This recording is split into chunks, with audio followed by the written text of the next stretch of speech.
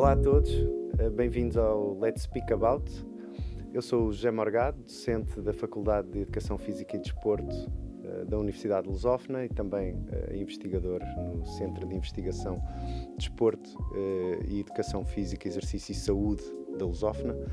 E estou aqui hoje com o Lionel e com o David para conhecermos um pouco mais do tema de como conciliar o treino de alto rendimento com os estudos universitários. E para isso vamos já passar aqui aos nossos intervenientes e tentar conhecer um pouco melhor o seu percurso, quem são, a sua modalidade de eleição e o desporto a que estão atualmente ligados, seja no caso do David como treinador estudante, seja no caso do Lionel como atleta estudante. Começamos por ti, David. Portanto, o meu nome é David Almeida, eu estou a acabar a licenciatura em Educação Física e Desporto aqui na Lusófona. Estou ligado ao basquetebol, à modalidade de basquetebol. Fui jogador e ainda sou há 16 anos e estou ligado à parte do treino, de treinar, de ser treinador há mais ou menos 4 anos. Muito bem. Lionel. Bom, meu nome é Leonel, tenho 21 anos, sou atleta de voleibol do Sporting, pratico voleibol, iniciei com 13 anos de idade, então vou completar 8 anos de idade e minha vida acadêmica já estou no segundo ano da licenciatura de Educação Física. Muito bem.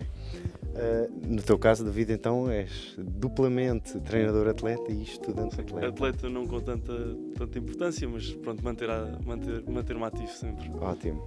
Então, e em termos de gestão e conciliação da tua carreira treinador-estudante aqui na universidade e estando tu agora no terceiro curso, que principais, agora falta-me aqui, estratégias tu tens para otimizar e gerir o teu tempo entre estas duas carreiras? Portanto, às vezes é difícil, mas tento sempre que de semana a semana, ao fim de semana, quando acabo os jogos da minha equipa, quando vou iniciar a semana, tento planear logo a semana toda, de acordo com as mudanças na rotina normal, mudanças no horários de treinos, e tento sempre priorizar às vezes as minhas tarefas diárias. Por exemplo, se tiver um teste na faculdade, preparar o estudo, se tiver um trabalho para entregar ou uma apresentação para fazer, preparar esse treino para a apresentação logo no fim de semana, para depois, se acontecer alguma coisa durante a semana, algum imprevisto, ter já esse planeamento feito e conseguir adaptar da melhor maneira. Sim, mas até do que estávamos a falar e do que nos conhecemos, não é só o clube, mas também tens outro cargo além de treinador no clube. Também foste convidado recentemente para... Sim, pertenço há 2 anos à Associação de Basquetebol de Lisboa. Estou como selecionador regional adjunto do escalão de sub-14. Consigo conciliar também, porque calha num dia em que não tenho treino do clube, portanto foi mais um dia da semana para ir dar treinos, e pronto, foi o que eu disse. Dentro de todos os treinos que dou, mais ou menos dou 6 treinos, 7 treinos por semana, só nos 5 dias úteis, porque depois sábado e domingo há sempre jogos. Pronto, tento sempre planear ao máximo e ver quais é que são as minhas tarefas mais prioritárias e depois tentar fazer tudo.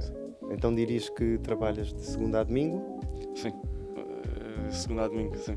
E estudas também de segunda a domingo? A parte de estudar tenho sempre de complementar, porque pronto, neste momento o foco é ganhar experiência no ramo do treino, de ser treinador e de estar à frente de alunos, pronto, de ensinar, mas a faculdade, pronto, é o foco, porque quero tirar o mestrado em Educação e tenho que terminar a licenciatura para o poder fazer e posteriormente poder seguir essa minha carreira na área do ensino.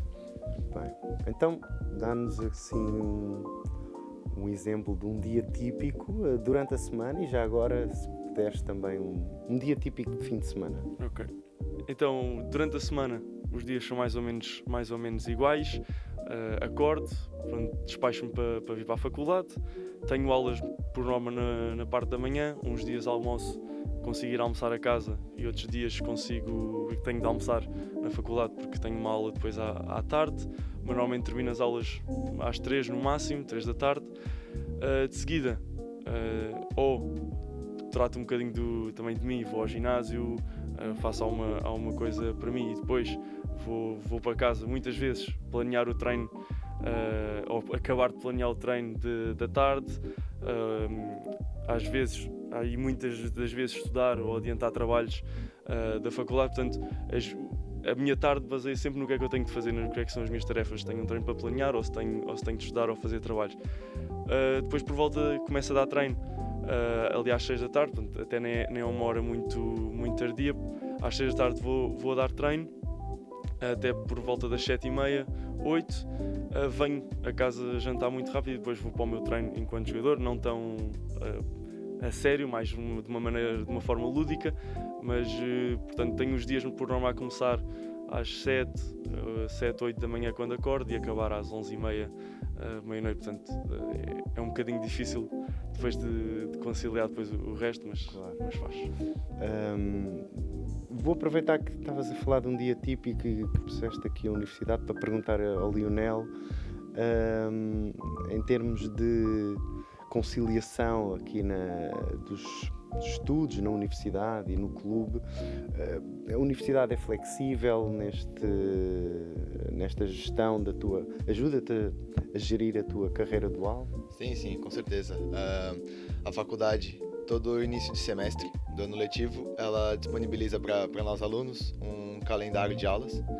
E junto com isso, eu também tenho uma aplicação no meu telemóvel, onde tem um calendário dos horários do treino durante a semana. E todo início de semana, geralmente no sábado ou domingo, eu olho para o calendário da universidade, as aulas que eu tenho e meus treinos, e vou organizando a minha semana.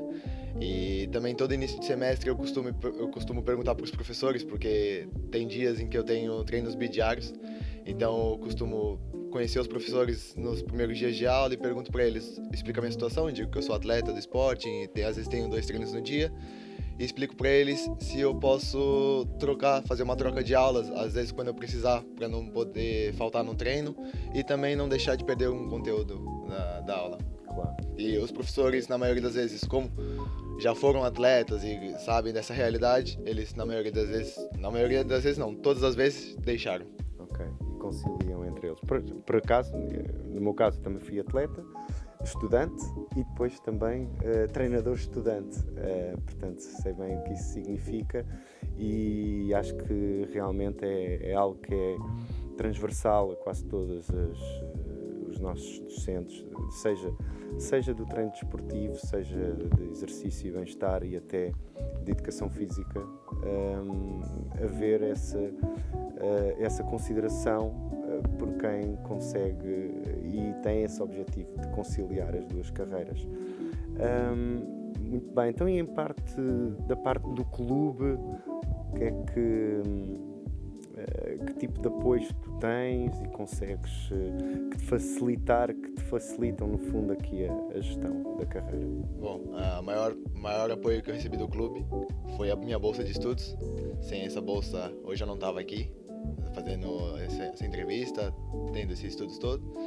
E pronto, também a flexibilidade também, às vezes quando acaba uma aula em cima do horário onde começa um treino, eu já aviso os treinadores e eles deixam chegar ali, às vezes com uns 10 minutinhos de atraso, eles entendem a minha parte, sabem que eu tenho, para além dos treinos, os estudos para complementar. Ok, então já agora também dá-nos uma ideia de como é que é o teu dia típico, com treinos, com aulas.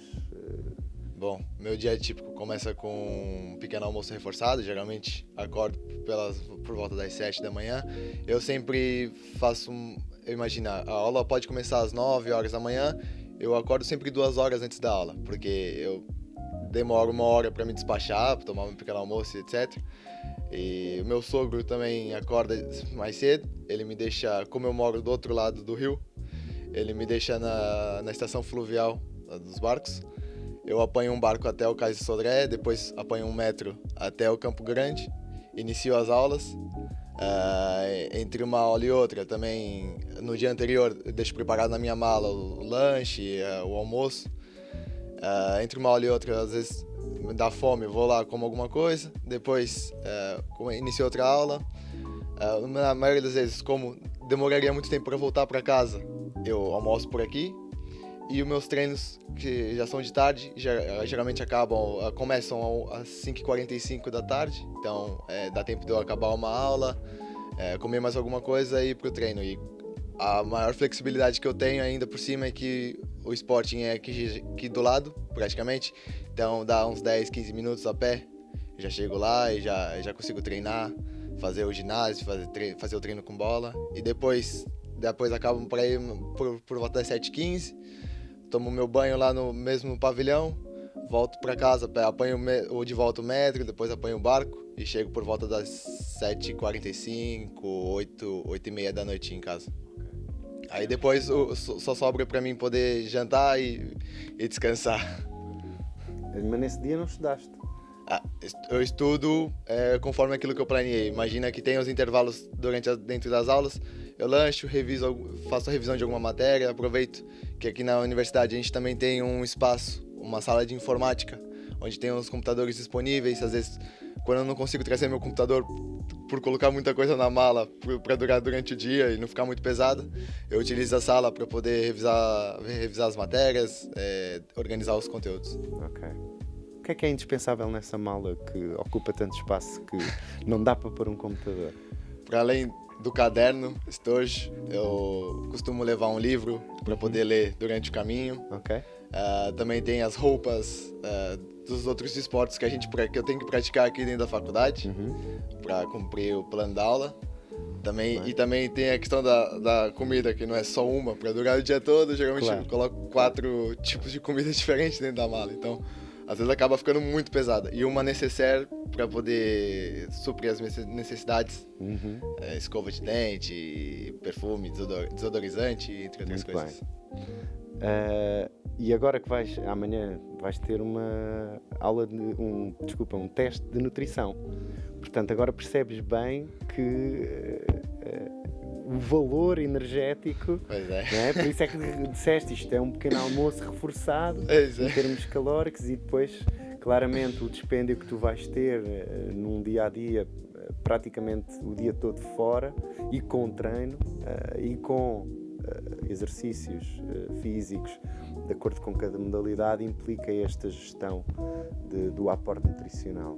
Muito bem.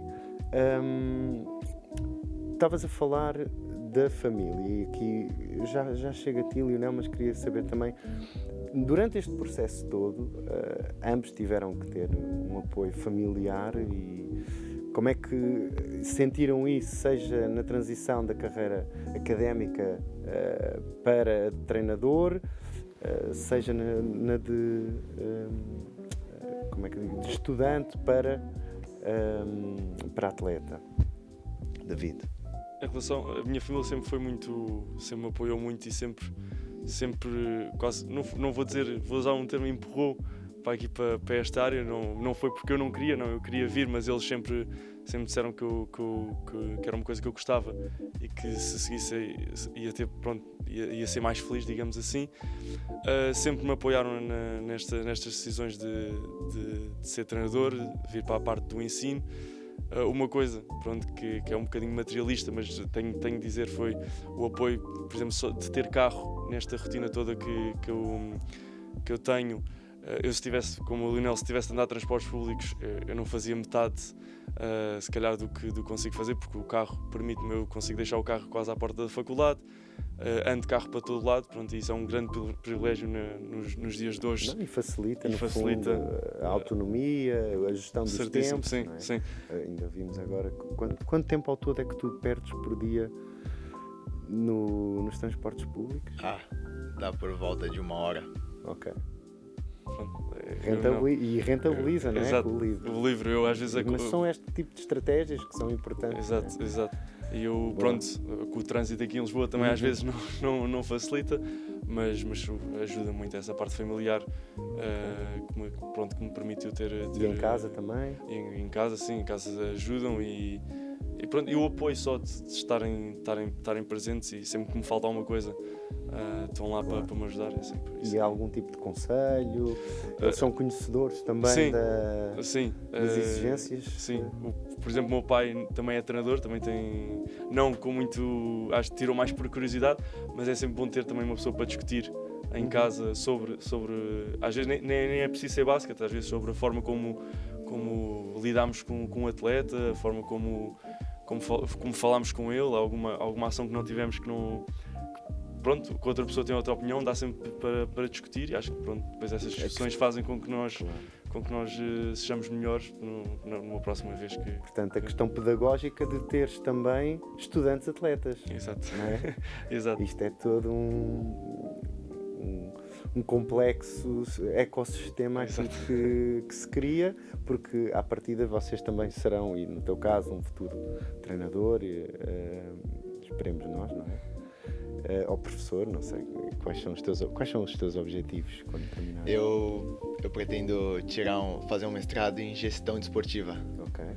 Então, pretendo terminar essa licenciatura e voltar mais para a área da gestão, que é o que eu gosto também. Ok. Já geres bem os teus dias, que senão não estavas a chegar ao alto rendimento, não é? E conseguir estar a concluir uma licenciatura. Lionel, uma pergunta então muito específica para aqui te conhecer melhor em termos do que é o teu percurso académico e a tua carreira desportiva até chegares aqui ao segundo ano da licenciatura. Bom, iniciei o desporto já com os meus 5 anos de idade, e também os estudos. Só que foi uma coisa que os meus pais sempre me apoiaram, o desporto.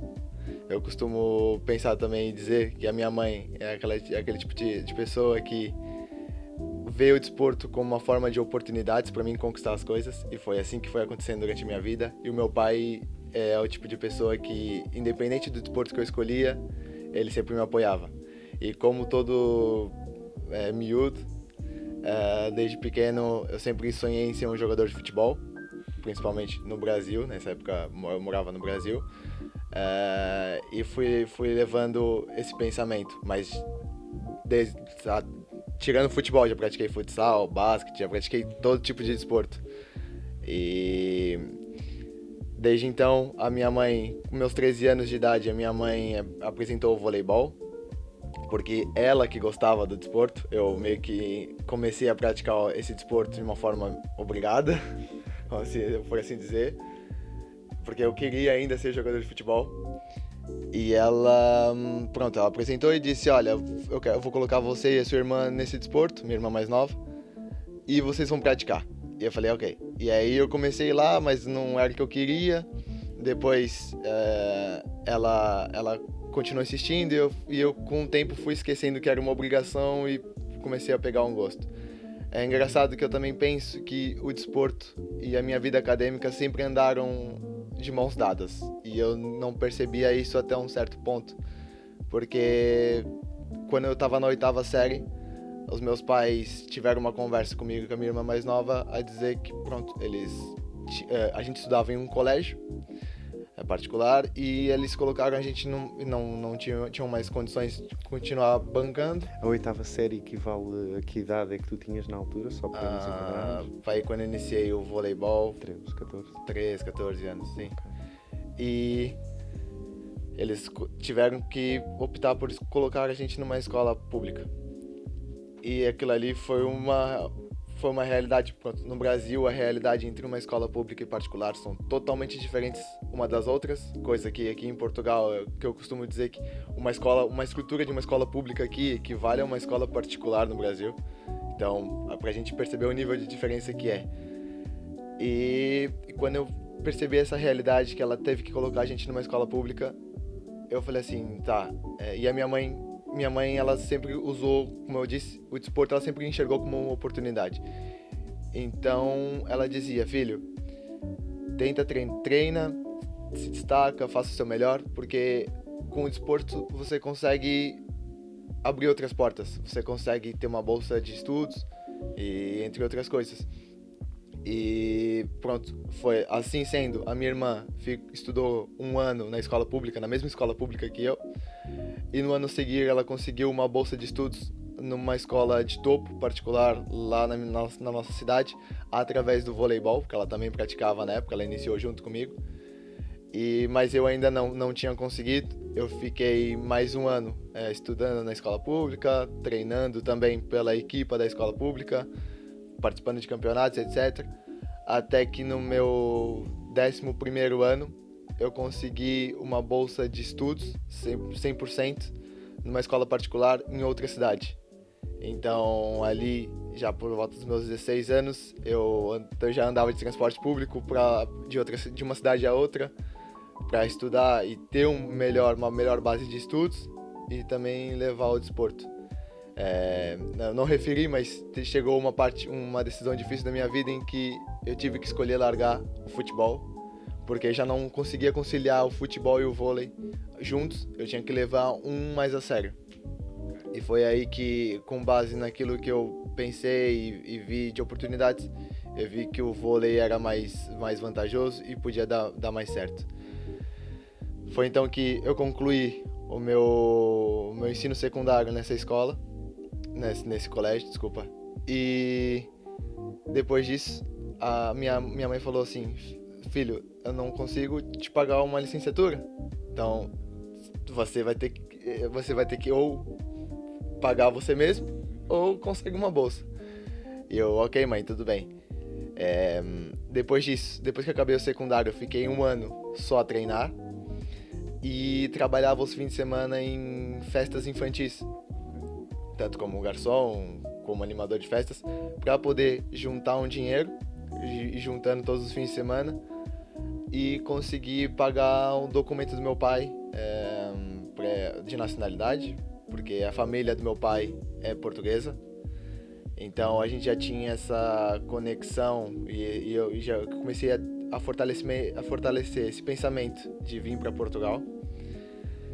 E depois disso eu enxerguei Portugal como uma oportunidade melhor para a minha carreira desportiva. E aí foi com o apoio da minha irmã e dos meus pais. A minha irmã mais velha e o meu cunhado moram cá hoje, e vieram antes de mim, claro.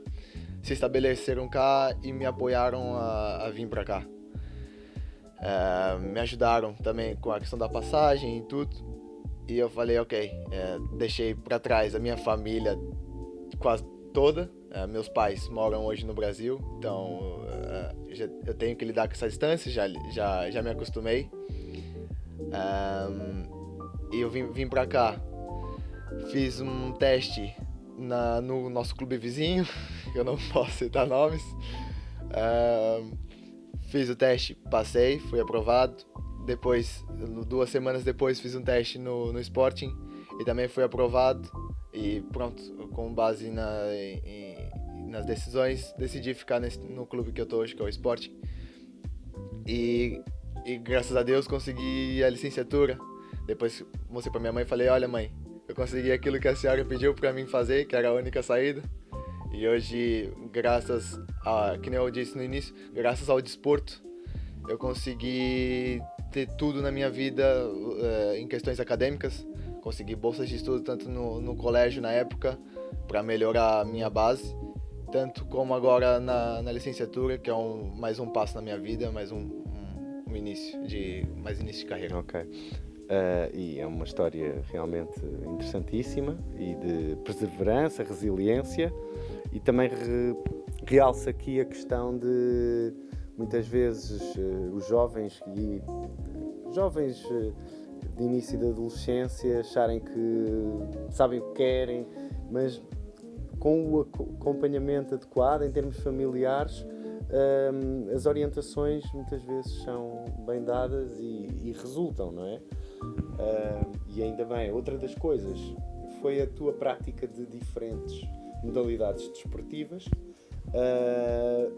já provavelmente a entrar um pouco tarde no voleibol, mas se calhar não tão tarde, noutras modalidades poderia ser mais crítico, mas que te ofereceu esta plasticidade motora que, pelos vistos, foi bastante benéfica para o teu rendimento desportivo. Realça essas duas coisas importantes. Sim. Boa. Obrigado por este testemunho. Voltando aqui ao David, recentemente no âmbito de um projeto Erasmus mais Desporto que o CIDEFES ganhou em termos de financiamento, foi possível, através da mobilidade de docentes e de estudantes, integrar-te como um treinador que foi participar neste projeto acerca da carreira dual. Portanto, o projeto, só para esclarecer quem nos está a ouvir, tem como objetivo aumentar as competências dos treinadores na gestão da carreira dos seus estudantes atletas, portanto, identificar as motivações que eles têm, as competências que eles próprios já têm na sua gestão da sua carreira, mas também identificar e aumentar as competências dos próprios treinadores e dar-lhes até umas ferramentas. Queres-nos dizer um pouco dessa tua experiência? Estiveste no encontro deste projeto com outros treinadores de diferentes países a nível europeu. Queres-nos dizer mais alguma coisa acerca disso? Para mim foi uma oportunidade muito, muito boa para aprender, principalmente porque não sabíamos quando cheguei aos Países Baixos. Era o mais novo do grupo, e o que fez com que às vezes ser o mais novo é bom porque outras pessoas são mais experientes, têm mais conhecimentos, então a trocar ideias e em conversa com os outros participantes nesse projeto deu para aprender diferentes maneiras como eles lidam com os atletas, sendo estudantes atletas, e essa partilha de conhecimentos foi para mim muito importante, e saí de lá com mais conhecimento. Em relação ao que aprendi com os professores universitários que estavam lá, não só os outros treinadores e professores, mas também com quem deu as palestras, a parte da motivação nos atletas e o que é que os motiva para irem treinar, a parte da gestão de tempo. Às vezes os treinadores têm de ser facilitadores de todo o processo e muitas vezes perceber o que é que o atleta necessita a nível muito da gestão de tempo, porque dual careers, o problema às vezes e muitas vezes é a gestão de tempo, e nós, enquanto treinadores, perceber o que é que podemos fazer para melhorar a qualidade do dia do atleta. E muitas vezes essa parte da motivação e do facilitar foi o que mais me interessou e o que mais me deixou curioso nesse projeto. Neste caso, quando falas de motivação, porque existem até questionários próprios para avaliar a motivação dos estudantes atletas, será ou para enverdar numa carreira exclusivamente desportiva ou exclusivamente académica, ou, no caso, por exemplo, de Lionel, e no teu caso também, estudante, enverdar pela carreira de estudante atleta e chegar a terminar uma licenciatura, eventualmente um mestrado, e não ficar naquela altura decisiva da vida que é antes de entrar na universidade, não é? Muito bem. Só mais uma coisa, então já me falaste das aprendizagens, já me falaste da experiência que foi. Alguma abordagem ou estratégia que achas, daquelas que tu aprendeste lá, que possa ser implementada aqui na universidade?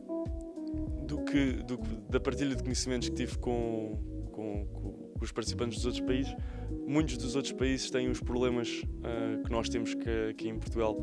Às vezes a subcarga de horários, as aulas acabarem tarde para os nossos atletas mais novos, é um problema para depois eles irem aos treinos. Mas aqui na Universidade de Lusófona, já para estudantes mais velhos, acho que já se faz muito a parte dos protocolos do trabalhador estudante e do estudante de atleta, neste caso do Lionel, como já referiu, ter os professores que o apoiam, e se precisar de faltar a uma avaliação, podê-lo fazer e para depois fazer numa altura em que seja mais adequado. Acho que principalmente aqui a nossa universidade já tem esse cuidado.